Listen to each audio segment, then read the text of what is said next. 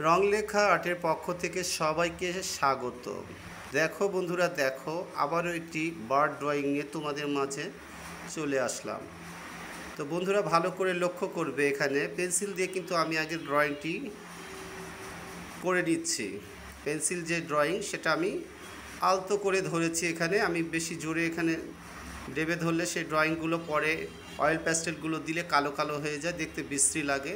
তো এখানে হালকা করে ধরা হয়েছে, একটু কষ্ট করে হলেও তোমরা একটু দেখো ড্রয়িংটা। তো এই যে আমি এইভাবে ড্রয়িংটি আগে সম্পূর্ণ করে নিচ্ছি। পেন্সিলের যে ব্যাপারগুলো সেগুলো আমি আগে ড্রয়িং করে নিচ্ছি। এখানে পাখির যে ব্যাপারগুলো, ঠোঁট, চোখ, পা, লেজ, পাখা, এই ব্যাপারগুলো আমি কমপ্লিট করে নিলাম। এইবার আমি অয়েল প্যাস্টেলগুলো রং ধীরে ধীরে আমি এখানে দেওয়ার চেষ্টা করছি।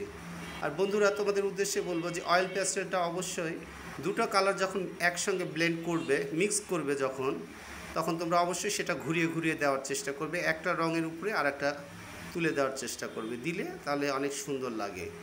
তো আমিও সেই ব্যাপারটি এখানে করছি।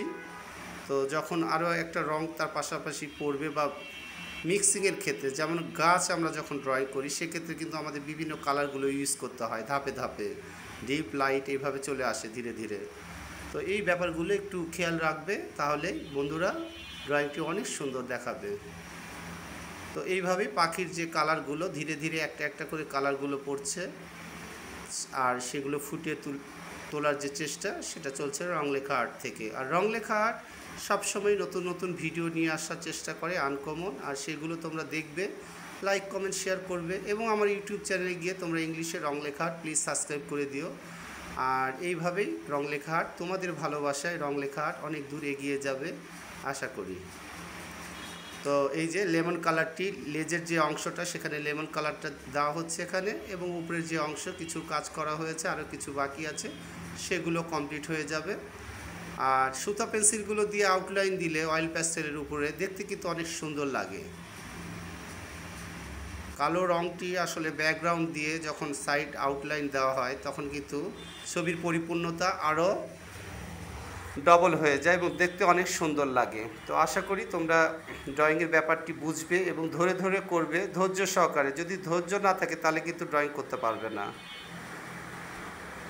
তো এই যে যেই পাখির যে উপরের যে ব্যাপারগুলো, মাথার যে ঝুঁটি যেটা বলি আমরা আর কি, সেই ব্যাপারগুলো দিয়ে দেওয়া হলো এখানে অ্যাশ কালার দিয়ে। এইবার হলো সুতা পেন্সিলের পালা।